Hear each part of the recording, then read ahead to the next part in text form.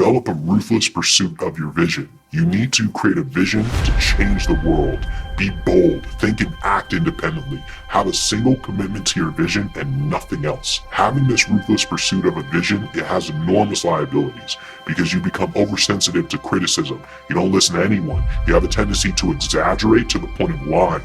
You're quick to anger, you're isolated, you're paranoid. Everything you do has to be big. And if you allow these weaknesses to get the better of you, you'll fail.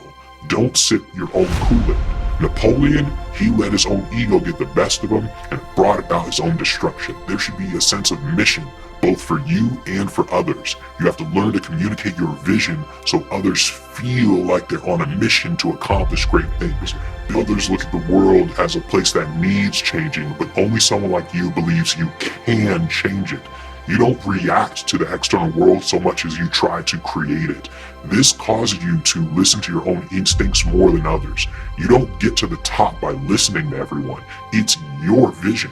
Your entire life consisted and consists of shutting out the voices that tell you what or what not to do. You never listen. The birth of your vision starts with the rejection of the status quo. You're not interested in listening because you're focused on creating. The reason you can draw others into your world is because you start with what Freud calls a rejection of the established state of affairs. You turn away from social norms, which causes you to see the world the way that you want it to be, and you make it that way. A true visionary is someone who doesn't listen to anyone when he believes in something and he has a precise vision of how things should be. What defines you is a combination of rejecting the status quo along with a clear vision. To be the person who accomplishes their vision, you have to have this charisma and the drive to convince others to buy into your vision and embrace a common purpose.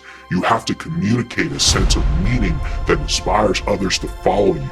People will fail, or people who fail to communicate this reason, they often retreat and they go into their own world and they blame others for their isolation. They get angry at the wrong things and the wrong people because they failed to communicate their vision. Book knowledge says that successful leaders are empathetic, that they listen to others, that they're sensitive to feelings, that they control their emotions really well, and that they work through consensus.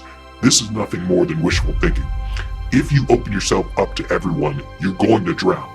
Emotional intelligence is nowhere to be found in the upper management of top companies. The only people who think this way are the ones who have never experienced, never dealt with anyone at the top of a company.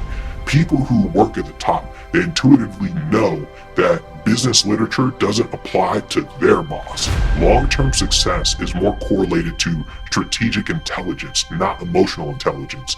Instead of focusing on interpersonal relationships and how someone interacts with individuals, the top leaders, they think systematically. They develop a vision that takes into account the present and the future trends. So both social and economic trends, so that they can partner with people and corporations to move them towards their goals. We don't need to be friends, or we don't even need to like each other in order to do business. It has nothing to do with anything. This is often a lonely pursuit. When you develop a vision, especially at a young age, you have a hard time identifying with your peers and with finding role models or even just someone to talk to about your ideas. What happens is you train yourself at a young age, at an early age, to block out all these voices, all these other opinions, so the only voice that you truly trust is your own. John D. Rockefeller, he had conversations with himself. He warned himself to be aware of the moral and practical pitfalls before he went to sleep at night. A lot of times you're going to come across as standoffish because you're not interested in talking to anyone. You're almost exclusively to yourself. You end up creating a me against the world way of looking at things, and it often comes across as paranoia because your intense ambition, that competitiveness, that aggressive energy, that's kind of what creates it. So it turns into a heightened state of awareness, a heightened awareness of danger that may be real. So there's no gray area for you. It's black and white, friend or foe, for or against the vision. What happens is you eventually end up with an enthusiasm that seems like you're possessed by an inner God, a drive that elevates the everyday to the extraordinary. You have a sense of freshness that energizes your work. When this happens, you simply do not give up. Even when faced with defeat and failure, you are insanely resilient. But your strengths and everything that makes you great can be a huge weakness, and it can be the cause of your downfall, because your strengths can turn into inner conflict with enough stress.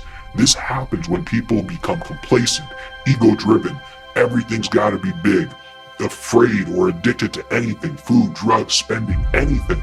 When irrational needs become the driving force in your life, your ability to make rational decisions towards a purpose become impossible.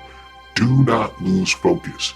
You have to become an independent thinker who acts out of freedom even when it means taking a risk. You're motivated by your vision.